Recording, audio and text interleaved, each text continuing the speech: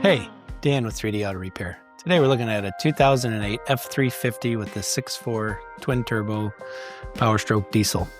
Customer called and said they were starting to notice a real high-pitched metal-on-metal scraping noise when they were driving the vehicle.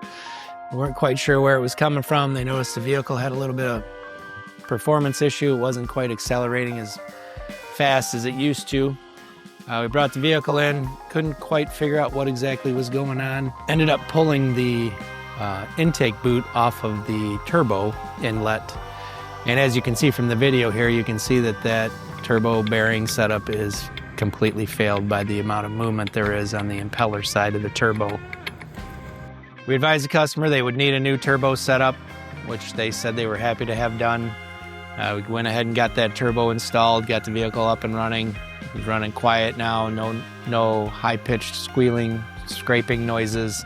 So if you have a diesel vehicle that you're noticing some poor performance or maybe some additional noises out of the engine compartment that aren't normally there and you'd like to have that looked at, we do offer free inspections.